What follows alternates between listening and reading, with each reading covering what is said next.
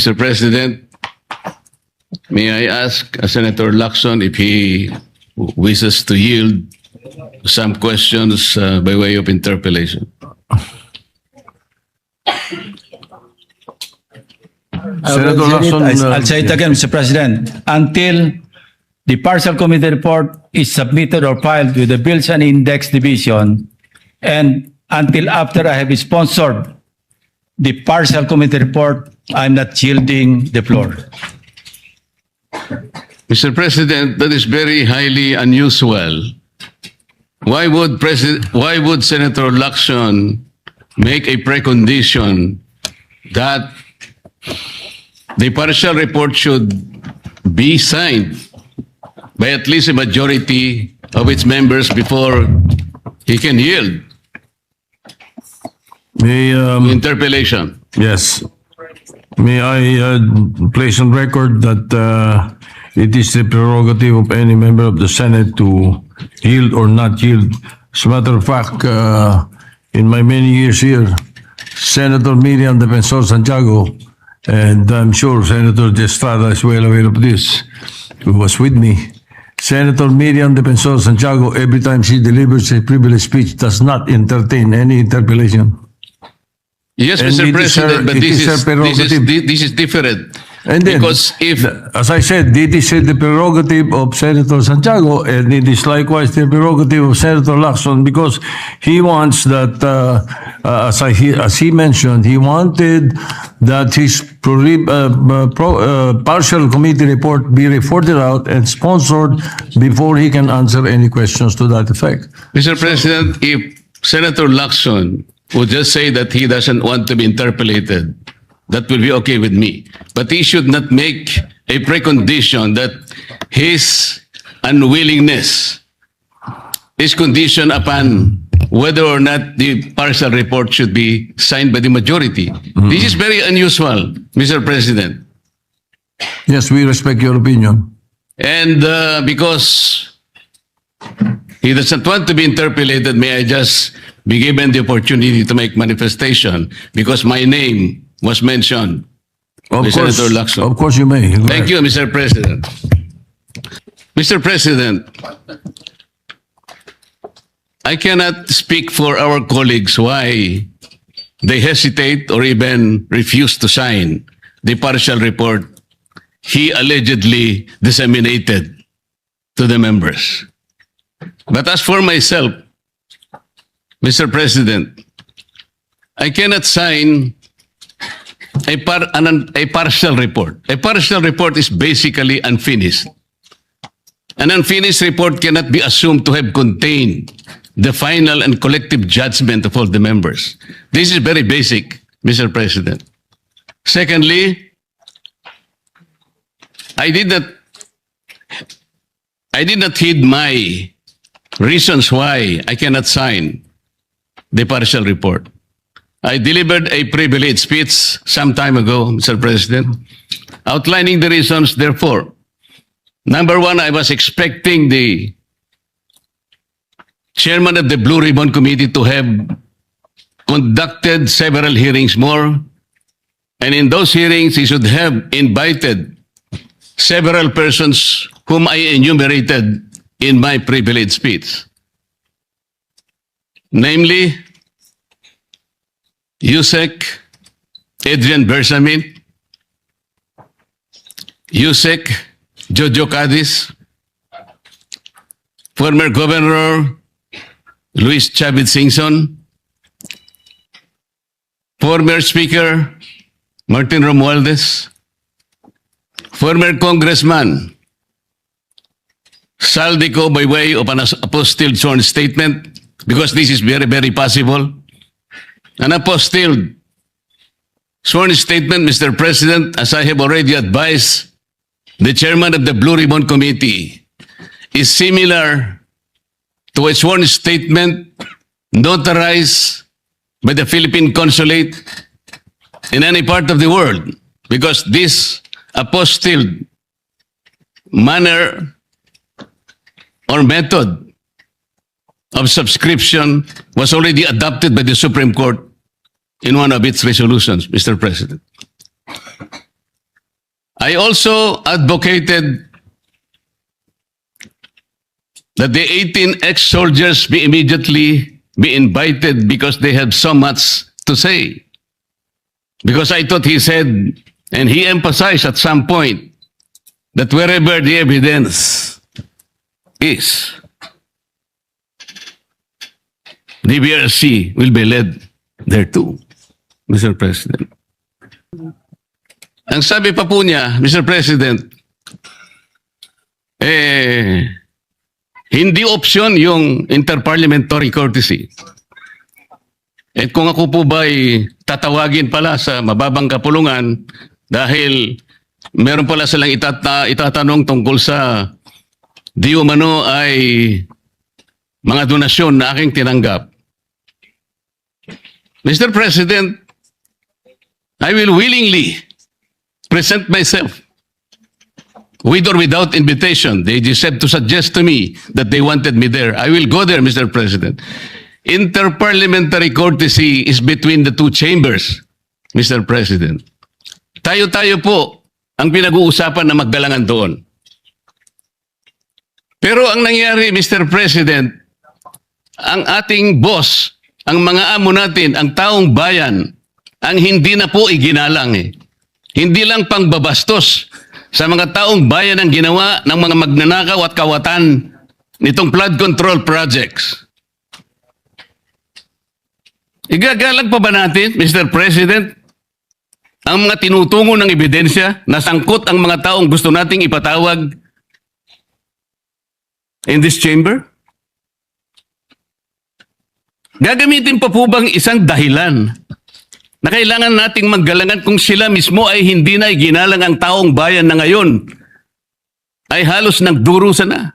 Tama po, sinabi niya kanina, Mr. President, talagang mainit ang panahon. Ang heat index ay talagang sumadsad na talaga sa pinakamainit na bahagi. Ngunit ang lalong nagpapainit nito, Mr. President, ay yung kawalan ng political will na ipagpatuloy ang pagdinig. Kahit na lantaran na nandun na talaga yung mga ebidensya. Bakit po hindi tayo tumawag ng pagdinig, Mr. President?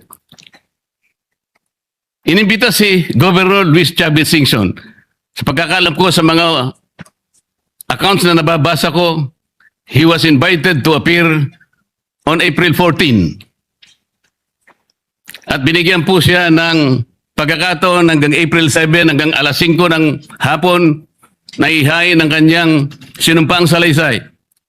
Hanggang alas 5 ng hapon, Mr. President.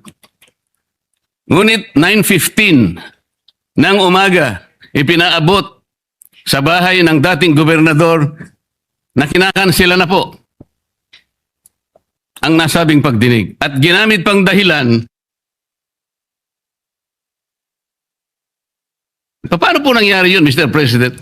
Binigyan siya hanggang alas 5 ng Abril 7 na isubmit. Sa pagkakaalam ko po, nandun na siya sa Maynila at nanananghali. Pagkatapos nun ay tutuloy siya sa opisina ni Senator Lacson para ihain yung sworn statement na kanyang inihanda. Bakit po kinakailangang dumating pa si Saldico? Iniintay siguro ni Saldico, Mr. President, ideklara lang ng chairman ng Blue Ribbon Committee, i-apostil mo lang yan kahit nasaan ka sa anumang bansa ka sa Europe, tatanggapin ng committee yan. At pagkatapos, hahayaan ka namin sa pamagitan ng Zoom, ay pumayag ka at iimbitahan ka namin para sa isang special na pagdinig kung yan ang gusto mo. Yun lang siguro gusto niyang marinig. Bakit i-condition pa natin ang pagdating niya rito, Mr. President, kung yung apostilled sworn statement is sufficient enough for him to do just that? Ano po ba tayo rito? Nagtatakip po ba talaga tayo? Mr. President, kayo po ay maaring makapagtestigo sa sasabihin ko. Nung isang araw po, pinuntahan ko kayo sa inyong opisina at may binanggit po akong isang bagay na maaring makatulong sa atin kung paano kilalanin si Senator Lacson. Binanggit ko po sa inyo, Mr. President, ng buong katapatan nung ako'y wala pa po sa Kongreso, wala pa po sa public service. Nakilala ko po si Senator Lacson bilang chief ng PNP. Nabanggit ko po sa inyo, Mr. President, sa ating pag-uusap sa inyong opisina. Mula noon, nung makita ko siya, lalong-lalo na po dun sa episode na pinatawag po niya, ang lahat ng kinaukulan na merong mga nakaw na sasakyan, mga karnap na sasakyan. Naalala ko po na sinabi niya, Mr. President, lahat ng mga ninakaw na sasakyan, dalhin nyo rito sa Camp Crame. No questions asked. Dahil palagi po akong dumadaan sa EDSA, Mr. President. Dahil opisina ko po sa Ortigas, nakita ko pong nakabunton lahat talaga ang mga ninakaw na sasakyan. Talaga pong hinangaan ko, Senator Lacson. Walang nakagawa nun sa aking palagay kung hindi siya lang. Di ba, Mr. President, sinabi ko pa sa iyo, sayang wala nakako yung aking kaibigan, yung dating mayor ng Marikina, Bayani Fernando. Dahil kinausap ko po siya. Sabi ko, Bayani, alam mo, yung ginagawa mo sa Marikina, gusto ko rin eh. At yung ginagawa ni Chief PNP, Ping Lacson, gusto ko din yun. Ayaw mo ba siyang kausapin na kayong dalawa tumakbo? Si Ping Lacson ang president. Ikaw naman ang vice president. Kinuwento ko sa iyo yan, Sir President. Bakit ko po sinasabi ngayon ito, Ginoong Pangulo? Nung umpisa po talagang ganong na nakita ko po eh. Yung kanyang kagustuhan na maayos natin ang ating bansa. Yung sinasabi niya track record, maring nung umpisa nandun po yun eh. Hindi ko ikukwento ito kung hindi talagang hinangaan ko siya. Noon. Pero bakit ngayon po ay nagkaiba, Mr. President? Parang yung pedestal na aking hinangaan, yung alamat na nandoon, unti-unting gumuho. Nalulungkot po ako at nangyari yun, Mr. President. Ang sabi ko pa nga eh, walang di ba tayo dapat maglaban-laban dito eh. Ang kapakanan ng mamamayan ng ating bansa, ang importante rito po eh. Yung direksyon natin. Bakit kailangan akong palaging pinapasaringan? Hindi naman po ang aking kagustuhan eh. Kung sino yung dapat na sumikat o sino yung dapat magpasikat, hindi po yun eh. Isa lang po ang sikat dito, Mr. President. Ang taong bayan na pinagsisilbihan nating lahat. Doon po natin ituon ang lahat ng ating makakaya, ang lahat ng ating energy.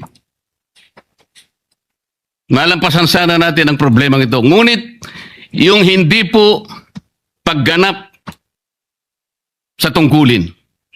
Yun po yung inahanap ng tao, Mr. President. Napakainit na po ng panahon talaga. Pinapag-iinit pa ng paghihintay nang hindi malaman hanggang kailan maghihintay ang taong bayan. Ano po ba ang dahilan kung bakit nagkaroon siya ng privilege speech ngayong hapon? Para saan? Para saan? Hindi po ba mas maganda na kumpletuhin natin yung report? Hindi partial. Ano yun? Partial final? O partial provisional?